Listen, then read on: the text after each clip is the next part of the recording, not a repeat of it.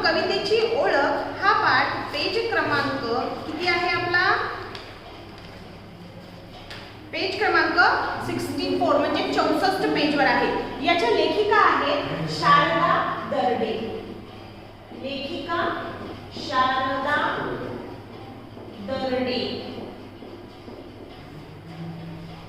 हा पाठ पाहताना आपल्याला प्रथम लेखिकेची ओळख करून घ्यावी लागेल. शारदा दर्डे यांचा जन्म 1979 साली झाला होता.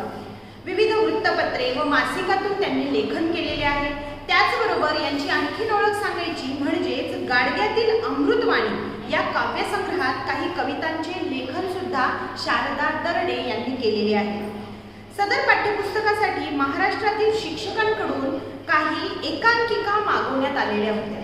महाराष्ट्रात जेवढे काही शिक्षक आहेत त्या सगळ्यांकडून काही एकांकिका मागवण्यात आलेल्या होत्या आणि या एकांकिकांतून आपल्या पाठासाठी कवितेची ओळख नावाची ही जी एकांकिका आहे ती निवडण्यात आली आहे.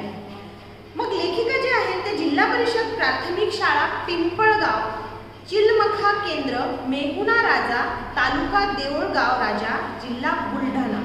पत्ता खूप मोठा आहे. आपल्याला जेव्हा आपण पत्र लिहितो की नाही त्यावेळेस अशा प्रकारचे जे काही पत्ते आहेत ते आपल्याला लिहिण्यास मदत होतात. तर इथे पत्ता तुम्ही पाहिला तर पहा कसा आहे. लेखिका या जिल्हा परिषद प्राथमिक शाळेच्या शिक्षिका आहेत. पिंपळगाव, चिलमखा केंद्र, मेहुण राजा असं ते मुक्काम पोस्ट जिथे राहतात तिथलं नाव आहे. त्यानंतर तालुका आहे देऊळगाव राजा, जिल्हा बुलढाणा येथे त्या प्राथमिक शिक्षिका म्हणून कार्यरत आहे. हा पाठ कशा प्रकारे निवडण्यात आला? महाराष्ट्रातील शिक्षकांकडून काही एकांकिका लिहून मागवण्यात आलेल्या होत्या आणि मग ह्या एकांकिकांमधून सदर पाठ आपल्याला निवडून आपल्या अभ्यासक्रमासाठी देण्यात आलेला आहे. म्हणून त्या शारदा दराडे ज्या आहेत त्या एक प्राथमिक शिक्षिका आहेत. या पाठामध्ये त्यांनी काय दिलेलं आहे तर या आपल्याला ज्या पिंक कलरचा म्हणजेच गुलाबी रंगाचा एक बॉक्स दिलाय पहा. त्याच्यामध्ये त्या चौकटीमध्ये काय दिलेलं आहे त्यावरून आपल्याला या पाठात काय लक्षात येईल. सुधीरला शाळेत काव्य प्रतिभा या विषयावर आधारित एक प्रकल्प त्यांच्या शिक्षिका देतात. सुधीर नावाचा एक मुलगा आहे आणि त्याला काव्य प्रतिभा या विषयावर एक प्रकल्प म्हणजे प्रोजेक्ट तयार करायचा असतो. मग सुधीरचा हा प्रकल्प पूर्ण करण्यासाठी त्याच्या घरातील सर्वजण, त्याच्या कुटुंबातील सर्व व्यक्ती मिळून त्याला मदत करतात. ही मदत कशी असते तर त्याला काव्य प्रतिभा म्हणजेच कवितेतून त्याला काही लिहायचं असतं, काही कविता तयार करायच्या असतात, कवितेतून व्यक्त व्हायचं असतं. म्हणून घरातील सर्वजण कवितेतून संभाषण करू लागतात म्हणजेच एकमेकांशी कवितेतून बोलू लागतात. लेखिकेने या काव्यरूपी संभाषणातील गंमत जम्मत या प्रस्तुत एकांकिकेतून मांडलेली आहे. एकांकिका म्हणजेच काय तर एक छोटंसं नाटकाचं सादरीकरण, छोट्याशा नाटकाचं सादरीकरण म्हणजेच एकांकिका म्हणतो आपण. मग काय होतं पहा. शाळा सुटते, सुधीर घरी आलेला असतो पण तो कुणाशीच बोलत नाही. तो त्याच्या विचारात गुंतलेला असतो. त्याला आजोबा काय म्हणतात. आता आजोबांचे वाक्य आहे. इथे जर तुम्ही पाहिले तर कशा प्रकारे नाटकाची सुरुवात, संवाद कसे लिहिले जातात. आजोबा, सुधीर या सगळ्या नावांपुढे आपल्याला एक चिन्ह दिलेलं आहे. त्याला आपण अपूर्ण विराम म्हणतो.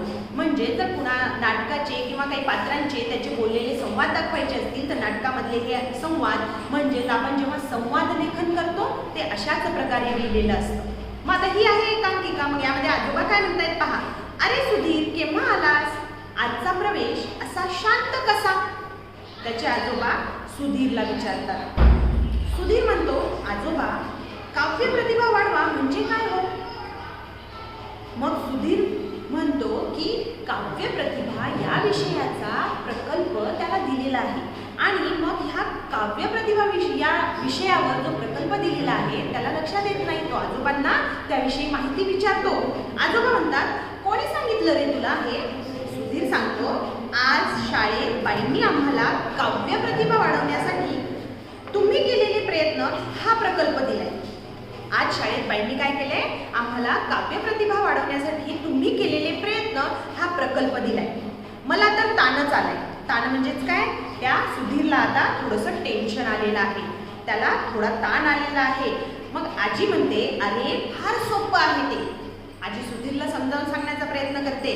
कविता करण्याची, समजून घेण्याची आपली आकलन शक्ती वाढवते. कविता करण्याची आणि कविता केल्यानंतर ती समजून घेण्याची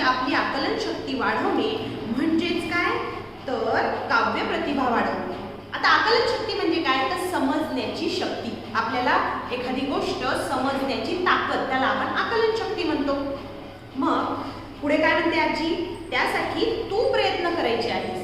काव्य प्रतिभा या विषयासाठी तुला स्वतःला प्रयत्न करायचे आहेत. हेच आज बाईने तुम्हाला सांगितले. काव्य प्रतिभा, प्रतिभा म्हणजेच काय, तर तुमच्यातली एक लपलेले सुप्त गुण असो किंवा तुमच्यातली एक लपलेली ताकद असो, शक्ती असो, आणि त्याला नाव दिले काव्य. काव्य म्हणजे कविता. तर तुमच्यातली कविता कशा प्रकारे तुम्ही व्यक्त करू शकता, कशा प्रकारे तुम्ही विकसित करू शकता, हे वाढवणं, त्याला विकसित करणं म्हणजेच काव्य प्रतिभा वाढवणं. सुधीर म्हणतो, पण मी हे कसं करू? सुधीर काय म्हणतो, मी हे कसं करू असं आजीला विचारतो. आजोबा म्हणतात, अरे काळजी करू नकोस, यासाठी आपण सगळे मिळून प्रयत्न करू. म्हणजे तुझी काव्य प्रतिभाही वाढेल आणि कविता करणं, कवितेचं आकलन होणं, म्हणजे ती कविता तुला समजणं, हे काय आहे तुला समजेल, असं आजोबा सांगतात. मग आजी सांगते, तुम्ही हो काय प्रयत्न करणार? आजी आजोबांना उद्देशून म्हणते, तुम्ही हो काय प्रयत्न करणार? आजोबा म्हणतात, आपण आजपासून कवितेत संभाषण करायचं. आपण काय करायचं आजपासून? कवितेमध्ये एकमेकांशी बोलायचं. संभाषण म्हणजे एकमेकांशी बोलणे. तो कागदावर उतरून घेईल आणि आपलं जे केलेलं संभाषण आहे ते संभाषण हा सुधीर कागदावर उतरून घेईल. म्हणजेच काय, तो त्याच्या जवळ लिहून ठेवेल. म्हणजे त्याला कविताही समजेल आणि त्याचा प्रकल्पही पूर्ण होईल. आई म्हणते, सुधीर हातपाय धु आणि दूध घे. आता आई सुधीरला सांगते, सुधीर शाळेतून बाहेर आलेला होता आणि त्यासाठी आता आई सुधीरला सांगते की सुधीर हातपाय धु आणि आता तू दूध घे. शाळेतून आलेला आहेस, त्यासाठी त्याला थोडंसं खाण्याचं आई विचारते. सुधीर म्हणतो, आजी मी कागद आणि वही घेतो. त्याला आईचं बोलणं जास्त ऐकू गेलेलं आहे की नाही असं तो आईकडे दुर्लक्ष करतो आणि काय म्हणतो, आजी मी कागद आणि वही घेतो, आताच आपण सुरुवात करूया. म्हणजे आता सुधीरला खाण्याची किंवा पिण्याची इच्छा पण नाहीये. आजी दिवा लावते व मोठ्याने शुभं करोती म्हणते. आजी काय करते, आता संध्याकाळची वेळ झालेली असते, देवापुढे ती दिवा लावते आणि मोठ्याने शुभं करोती म्हणायला देते. आजी म्हणते, घरामध्ये लावते सांजवात, भाजी करते आता कांद्याची पात. यांची आता कवितेतले संभाषण सुरू झालेले आहे. काव्य प्रतिभा हा जो विषय आहे तो कवितेची प्रतिभा म्हणजे थोडक्यात कविता निर्माण करण्याची तुमच्यातली शक्ती वाढवण्याची ही काव्य प्रतिभा नावाचा हा प्रकल्प त्याला दिलेला आहे. तुमच्यातली कविता निर्माण करण्याची शक्ती वाढवणे हीच काव्य प्रतिभा आहे. आणि मग ही काव्य प्रतिभा लेखिकेने या सुधीर नावाच्या मुलाच्या द्वारे व्यक्त केलेली आहे. आता आजीने यासाठी कवितेतून संभाषण करण्यास सुरुवात केलेली आहे. आजीने काय म्हटलं पहिले, किती सुंदर वाक्य आहे. घरामध्ये लावते सांजवात, भाजी करते आता कांद्याची पात. म्हणजे आजीने सुंदर यमक जुळवले.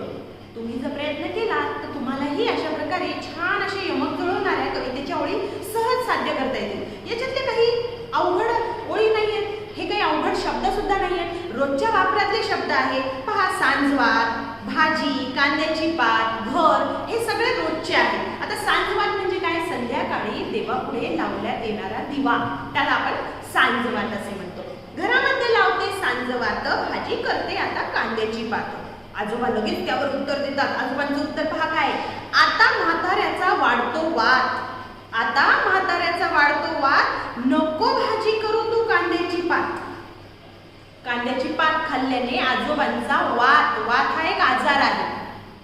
आपल्यामध्ये 3 प्रकारच्या प्रकृती असतात, वात, पित्त आणि कफ. त्यामधला वात हा एक आजार आहे. मग माझा आजार कांद्याची पात खाऊन वाढेल असं आजोबा कवितेच्या भाषेत छान यमक जुळून कवितेतूनच व्यक्त करतात.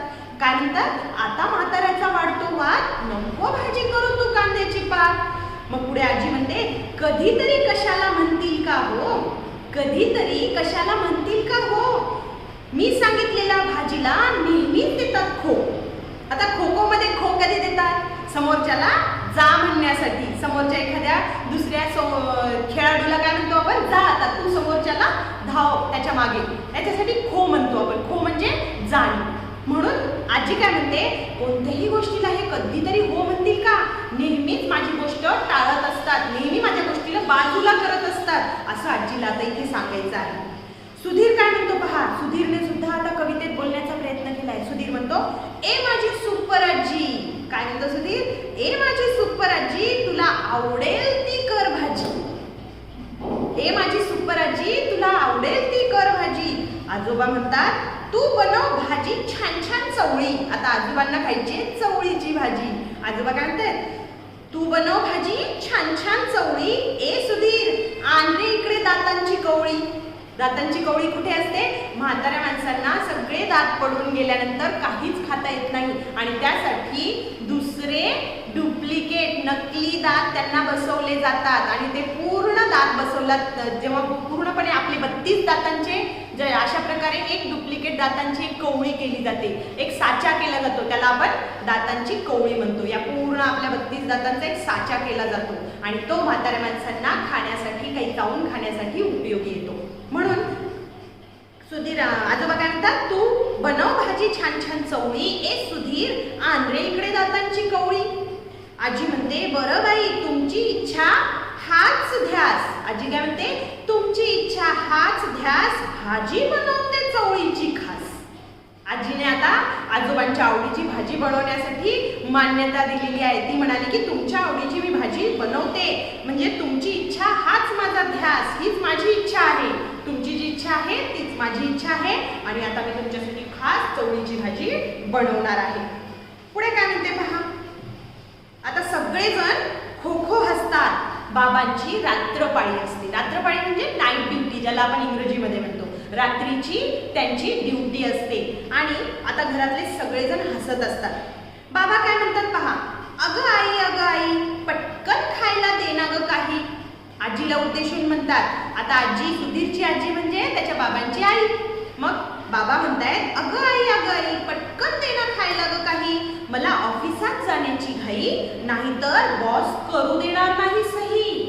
किती छान म्हणतात बाबा. अगं आई किती छान यमक, किती सोप्या आणि सुटसुटीत शब्दांमध्ये बाबांनी सुद्धा यमक जुळवले. अशा कविता आपल्या रोजच्या बोलण्यांमध्ये आपण करू शकतो का? आता लगेच आपण ट्राय करायला गेलं तर लगेच येणार नाही, पण तुम्ही यमक जुळवून रोजचं जर बोलणं केलं तर तुम्हाला सुद्धा कवितेची आवड निर्माण होईल. आणि हा प्रकल्प जो आहे, हा जो प्रकल्प म्हणजेच प्रोजेक्ट जो सुधीरला दिलेला आहे, तशाच प्रकारचा आपण जर प्रयत्न केला तर आपल्यालाही कवितेत आवड निर्माण होईल. आणि सुधीरला सुद्धा, सुधीरच्या इतर मित्रांना सुद्धा कवितेत अशी आवड निर्माण व्हावी म्हणून बाईंनी हा प्रकल्प त्यांना दिलेला होता. आणि त्यात बाबांनी तर इतकं छान म्हटलं, पटकन दे ना ग काही खायला काही. मला ऑफिसात जाण्याची घाई नाहीतर बॉस करू देणार नाही सही. घाई, सही, आई, काही असे छान यमक बाबांनी जुळवले. सुधीर काय म्हणतो, कसली घाई कसली सही, कसली घाई कसली सही. आजीनी दिली चपाती आणि दही. भाजी तर झालेली नव्हती. मग आता बाबांना घाई पडली होती, बाबांना जायचं होतं आणि म्हणून आजीने बाबांना चपाती आणि दही खायला दिलं. त्यात सुधीरने किती छान यमक जुळवलं. कसली घाई कसली सही, आजीने दिली चपाती आणि दही. आई म्हणते काय बाई कवितेची कमाल, काय बाई कवितेची कमाल. बोलतात ती हसतात तोंडावर धरून रुमाल. काय म्हणते आई, काय बाई कवितेची कमाल. बोलतात मी हसतात तोंडावर धरून रुमाल. म्हणजेच आईने पण यमक जुळवलं. कवितेची किती कमाल आहे असं आई सांगते आणि म्हणते की सगळेजण बोलत तर आहात कवितेत आणि परत स्वतःच हसतही आहात, तेही तोंडावर रुमाल धरून हसत आहात असं आईने यमक जुळवून तिथे सांगितलं. आता आजी म्हणते आता सोड रे घराचा पाश, आता सोड रे घराचा पाश. काय म्हणते ती पुढे, ऑफिसात जा सावकाश. पाश म्हणजेच काय, घरात राहण्याची इच्छा, बंधन.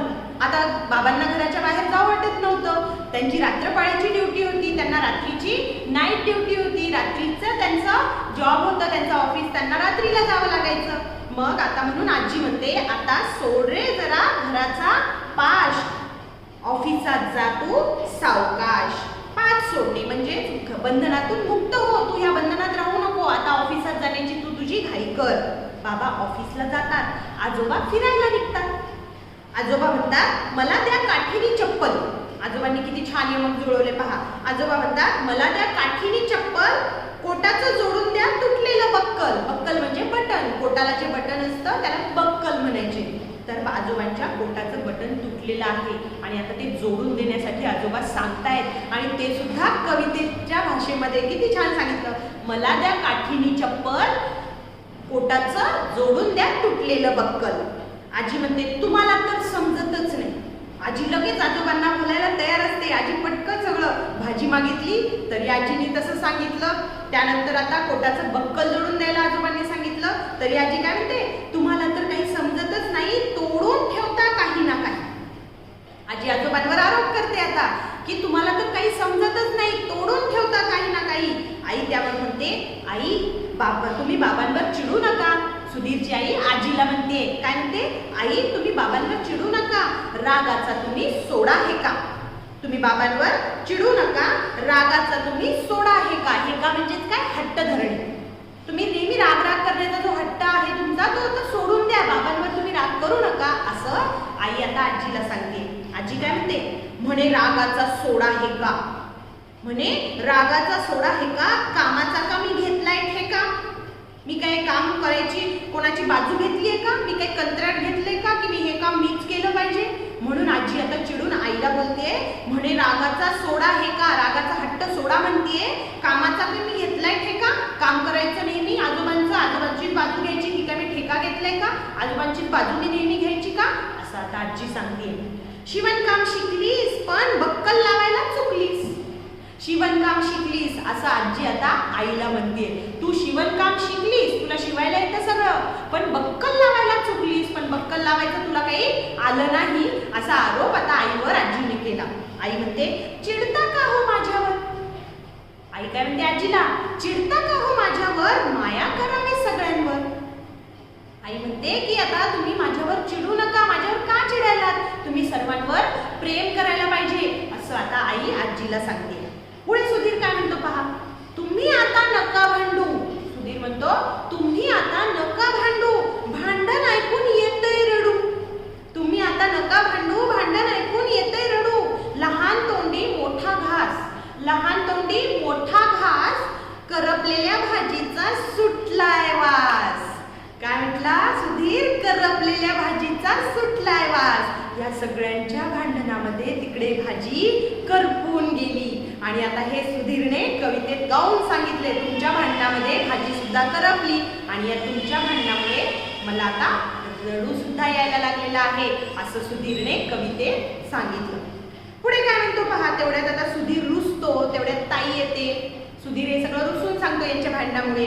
तिला हे वातावरण नवीन असतं, ताईला माहीतच नसतं की हे सगळेजण कवितेत संभाषण करायला लागले आहेत, कवितेतच एकमेकांशी बोलायला लागलेले आहेत. विषय तिला आता थोडक्यात समजतो आणि ती पण खो खो म्हणजे मोठमोठ्याने हसते, पण आनंदित होते आणि या सगळ्यांमध्ये ती सुद्धा सहभागी होती.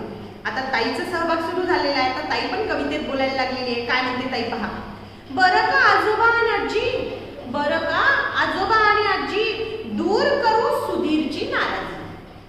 दूर करू सुधीरची नाराजी, कवितेत मारेल तो बाजी. बाजी मारणे म्हणजे तो जिंकेल. या कवितेमध्ये आपण या आजोबा आणि आजी आपण काय करूया, सुधीर जो नाराज झालाय आता रुसून बसलेला आहे तुमच्या भांडणांमुळे, आपण त्याची नाराजी दूर करूया आणि तो कवितेत नक्कीच जिंकणार असं ताई कवितेत गाऊन सांगते. आई आहे का घरात पिठाची सोजी. आणि तेवढ्यात ताईला काय पाहिजे हे सुद्धा ती आईपर्यंत पोहोचवते. पहा काय म्हणते, बरं का आजोबा आणि आजी, दूर करू सुधीरची नाराजी, कवितेत मारेल तो बाजी. आई आहे का घरात पिठाची सोजी. आई म्हणते सोजी तुला हवी तरी कशाला. सोजी म्हणजे रवा, पिठाचा रवा.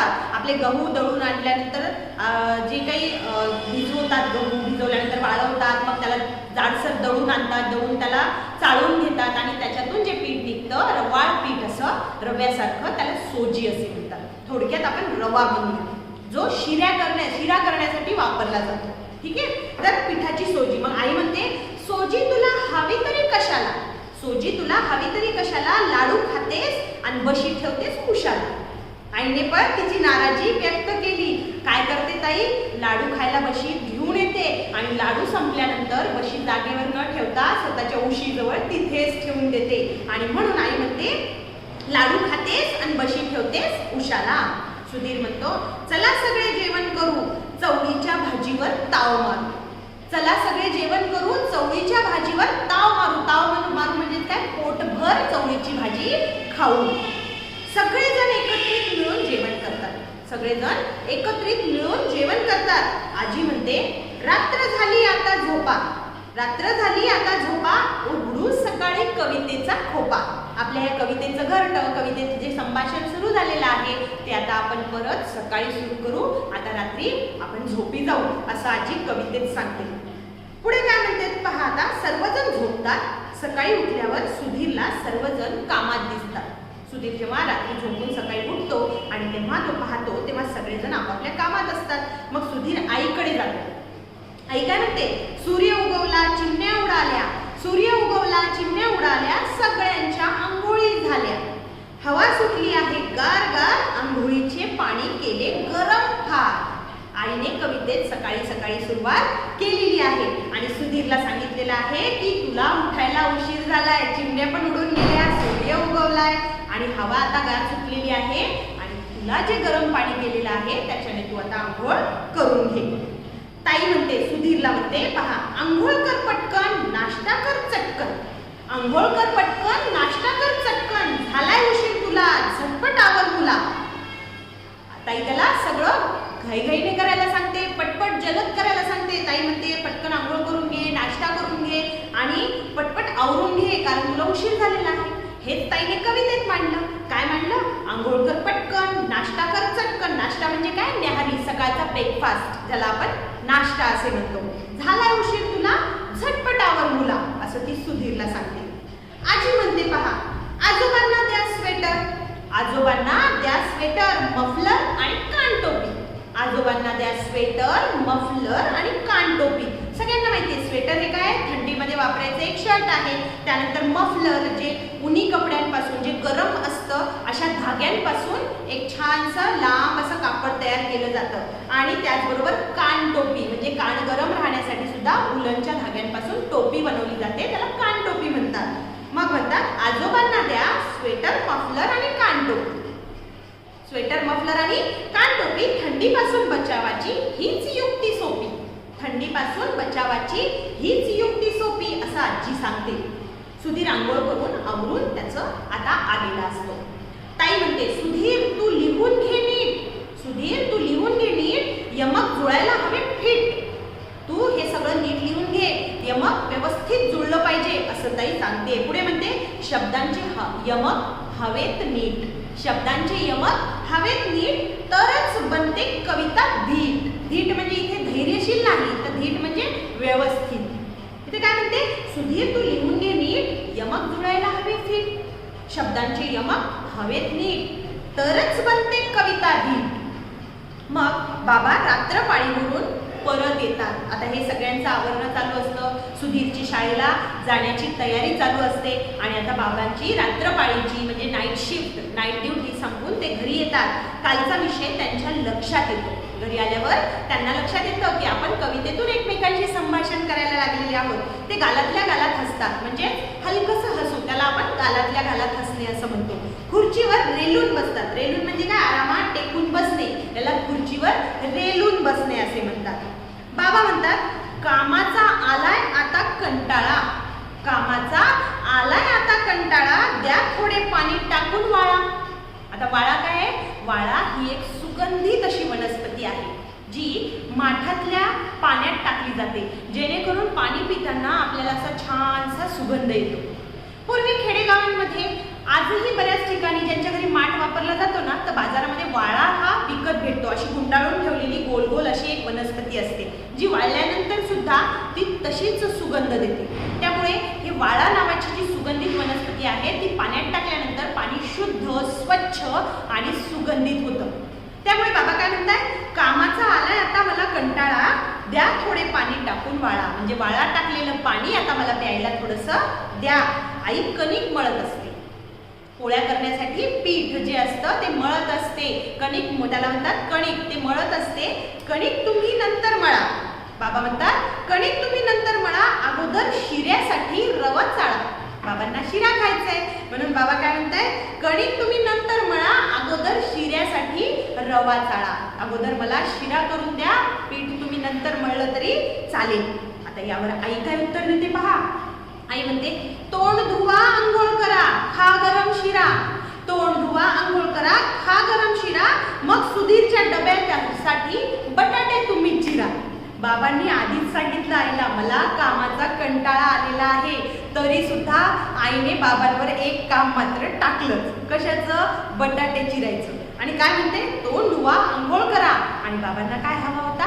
शिरा. तो पण दिला आईने. काय म्हणते? तोंड धुवा, आंघोळ करा, खा गरम शिरा, मग सुधीरच्या डब्यासाठी बटाटे तुम्ही चिरा. आजी म्हणते, सुधीर आवर दप्तर ठीक, सुधीर आवर दप्तर ठीक, नाहीतर कचऱ्याचे येईल त्यात पीक. विचार करा आणि इमॅजिन करा. आठवा आपल्या दप्तरात काय काय होतं, काय काय भरायचो आपण आणि काय काय नव्हतं. चॉकलेट्सचा कचरा, पेन्सिलने रब केलेला त्याचा कचरा, वेगवेगळे तुटलेल्या पेनचे झाकण, फाटलेल्या वह्यांचे कागद, सगळं काही आपल्या दप्तरात खूप काही असं आपण भरत होतो. काही नवीन वस्तू सापडली की हा नंतर कामाला येईल म्हणून दप्तरात, काही पेन असेल, काही नीट चालत नसेल, हा नीट नंतर करू म्हणून दप्तरात. अशा खूप साऱ्या प्रकारचे कागद, गेम्स, तुटलेले पेन, रबर, खोड रबर, पेन्सिल, अजून भरपूर वह्या, पुस्तकांचे झालेले तुकडे असो, सगळं काही आपण दप्तरात कोंबत होतो. आणि मग म्हणून आजी त्या सुधीरला मस्त सांगते, तुझं दप्तर नीट आवरून घे, नाहीतर त्यात कचरा जमा होईल तुझ्या. म्हणून आजी काय म्हणते? सुधीर आवर दप्तर ठीक, नाहीतर कचऱ्याची येईल त्यात पीक. टापटीपणा दररोज शिक, व्यवस्थित राहण्याचं तू रोज शिकलंच पाहिजे. मग सुधीर म्हणतो, आजी आई खूप छान, आजी आई खूप छान, मला नाही कशाचीच वाण. वाण म्हणजे इथे कमतरता, उणीव, त्याला वाण असे म्हणतो. म्हणजे मला कशाचीच कमी नाहीये असं तो आजी आईला म्हणतोय. पुढे काय म्हणतो? आजी आई खूप छान, मला नाही कशाचीच वाण, तुमच्या वाचून हले ना पान. तुमच्याशिवाय माझं कोणतंच काम होत नाही, पान न हलणे. म्हणजेच काय बरं? तर एखादं काम कोणाच्या वाचूनही न होणे, एखाद्याशिवाय एखादं काम न होणे म्हणजे पान न हलणे. आजोबा होकार दर्शवतात तेवढ्यात बाबा काही पुस्तके सुधीरच्या हातात देतात. आजोबा या सगळ्या गोष्टीला हो म्हणतात, पण तेवढ्यात बाबांनी काही पुस्तके सुधीरच्या हातावर ठेवलेली आहेत. कसली बरं ती पुस्तके? पहा, बाबा म्हणतात, बस झाला कवितांचा पाऊस. बाबा कंटाळून गेले या सगळ्यांच्या कवितेतल्या संभाषणाला. म्हणून बाबा काय म्हणतात? बस झाला कवितांचा पाऊस, आशाने थोडीच पूर्ण होणार हौस. हौस म्हणजे काय? आवड. आशाने कविता तयार करण्याची आवड थोडी पूर्ण होणार आहे. तुमच्या कवितांचा हा पाऊस म्हणजे तुमच्या कवितांत बोलणं आता बस झालं. पुढे काय म्हणतात पहा, पुस्तके त्याच्या हातात देत, सुधीरच्या हातामध्ये देत असताना म्हणतात, हा घे थोरांच्या कवितांचा मळा, हा घे थोरांच्या कवितांचा मळा, वाचून लागेल तुला कवितांचा लळा. बाबा काही थोर व्यक्तींची, थोर कवयित्री, कवी यांची पुस्तके आणून, मोठ्या मोठ्या कवयित्री, कवींची पुस्तके आणून सुधीरच्या हातात देतात आणि सुधीरला सांगतात की ह्या कविता वाच, या कविता वाचूनच तुला या कवितांचा लळा लागेल, म्हणजेच आवड निर्माण होईल, कवितेमध्ये तुझी आवड निर्माण होईल, असं बाबा सुधीरला सांगतात. सुधीर कवितांची पुस्तके वाचतो, त्यात तल्लीन होऊन जातो, अतिशय मग्न होऊन जातो, त्यात गुंग होऊन जातो सुधीर. त्याच्या चेहऱ्यावर एक प्रकारचे समाधान घरातील सगळ्यांना दिसते. आता ती पुस्तकं वाचल्यानंतर सुधीरच्या चेहऱ्यावर जे समाधान असतं ते घरातील सगळ्यांना आता ते जाणवतं. सुधीर काय म्हणतो? बाबा, आई, ताई, आजोबा आणि आजी. बाबा, आई, ताई, आजोबा आणि आजी. असं झालंय वाचू किती, असं झालंय वाचू किती. कविता अंगणात उतरल्या अति, म्हणजे खूप जास्त कविता अंगणात उतरलेल्या आहेत. अति म्हणजे जास्त. त्या मी वेचू कशा आणि किती. वेचणे म्हणजे खाली पडलेली वस्तू उचलून घेणे, त्याला वेचणे असं म्हणतात. मग इतक्या कविता आता त्या सुधीरला मिळालेल्या आहेत की आता त्यातल्या कोणत्या कविता मी कशा प्रकारे वाचू, कधी वाचू, कशा प्रकारे लक्षात ठेवू, कोणती कविता आधी वाचू, असं आता सुधीर उतावीळ झालेला आहे. म्हणून सुधीर म्हणतो, बाबा, आई, ताई, आजोबा आणि आजी. असं झालंय वाचू किती. कविता अंगणात उतरल्या अति, त्या मी वेचू कशा आणि किती. शांताबाईची बाग आणि सुर्वेंची गिरणी, गदिमांची घर आणि बालकवींची फुलराणी. शांताबाईंची बाग आणि सुर्वेंची गिरणी, गदिमांचे घर आणि बालकवींची फुलराणी. चेतवले भावनांचे मोहळ तुम्ही, चेतवले भावनांचे मोहळ तुम्ही म्हणी. असं तो आता सुधीर कवितेत गाऊन सांगतोय. सर्वजण टाळ्या वाजवतात व सुधीरचे अभिनंदन करतात. सर्वजण आता टाळ्या वाजवून सुधीरचे अभिनंदन करतात आणि तो प्रसन्नतेने त्याचा प्रकल्प पूर्ण लिहून शाळेत बाईंकडे सादर करतो. मग याच्यामध्ये काय काय म्हटलेलं आहे? शांताबाईंची बाग. शांताबाई या सुप्रसिद्ध मराठी कवयित्री आणि गीतकार सुद्धा आहेत. त्यांचं पूर्ण नाव आहे शांताबाई शेळके. मग शांताबाईंची बाग ही म्हणजे त्यांच्या कवितेचा पूर्ण संग्रह, त्याला आपण शांताबाईंची बाग म्हटलेलं आहे. आणि सुर्वेंची गिरणी, सुर्वे हे सुद्धा नारायण सुर्वे असं त्यांचं पूर्ण नाव आहे. या नारायण सुर्वेंचे हे एक प्रसिद्ध मराठी कवी आहेत आणि यांच्या खूप साऱ्या कविता प्रसिद्ध आहेत. मग सुर्वेंची गिरणी, गिरणी नावाची जी कविता आहे त्यावेळेस खूप प्रसिद्ध होती आणि म्हणून तिथे उल्लेख केलेला आहे. गदिमांचे घर, आता हे गदिमा कोण? तर ग माडगुळकर, गजानन दिगंबर माडगुळकर असं त्यांचं पूर्ण नाव आहे. आणि गदिमांचे घर, गदिमांची ही जी कविता आहे घर नावाची, ती पण खूप जास्त प्रसिद्ध होती.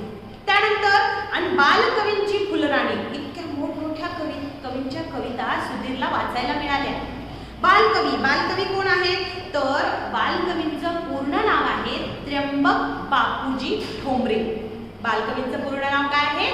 त्र्यंबक बापूजी ठोंबरे असं त्यांचं नाव आहे. आणि त्यांची फुलराणी नावाची अतिशय सुंदर कविता आपल्याला इथे उल्लेख करून दाखवलेली आहे. तुम्हाला या सगळ्या कवितांच्या, जसं शांताबाईंची बाग, सुर्वेंची गिरणी, गदिमांची घर, बालकवींची फुलराणी नावाची कविता आणि त्याचबरोबर ह्या सगळ्या कवींच्या या कविता जे कमीत कमी इथे जे आपल्याला नावं दिलेली आहेत त्या जर मिळाल्या वाचायला तर तुम्ही नक्कीच इंटरनेटवर काढून वाचू शकता.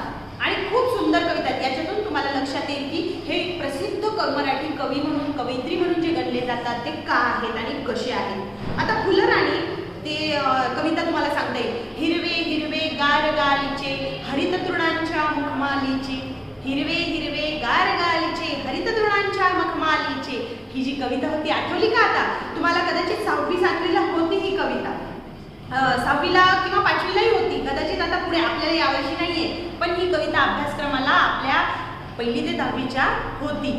आणि ही कविता आहे या बालकवींची फुलराणी म्हणून कविता आहे. तर ही कविता सुद्धा तुम्ही नक्की वाचून पहा, जेणेकरून तुम्हाला सुद्धा कविता काय आहेत, कविता कशा निर्माण करायच्या, कवितेत बोलणं म्हणजे कसं, कवितेची आवड आपल्यात कशी निर्माण करून घ्यायची, ह्या कविता जर तुम्ही वाचल्या तर तुम्हालाही लक्षात येईल आणि कवितेत नक्कीच आवड निर्माण होईल. तर अशा प्रकारे आपण काय पाहिलं? कवितेची ओळख म्हणून हा पाठ पाहिला. यामध्ये सुधीर नावाचा एक मुलगा आहे आणि त्याला शाळेमध्ये काव्य प्रतिभा म्हणजेच कविता निर्माण करण्याची शक्ती वाढवणे या बाबतीत एक प्रकल्प, एक प्रोजेक्ट दिलेला असतो आणि त्यासाठी त्याच्या घरातली सगळी मंडळी, त्याची आजी, आई, ताई, बाबा, आजोबा हे सगळेजण मिळून त्याला कशा प्रकारे मदत करतात, कवितेत किती सुंदर रीतीने संभाषण करतात हे आपल्याला या पाठातून पाहायला मिळाले. थोडक्यात काय तर शब्दांची जादू जी काही असते ती आपण अनुभवातून, कविता वाचनातून अनुभवतो. आणि जेव्हा ही कविता असते नुसतीच कविता वाचणे नाही तर ती समजून सुद्धा घेणे, ती काय आहे आणि कविता निर्माण कशी करायची हे कौशल्य तुमच्यापर्यंत पोहोचलं पाहिजे. हाच हेतू या एकांकिकेतून आपल्याला सांगितलेला आहे.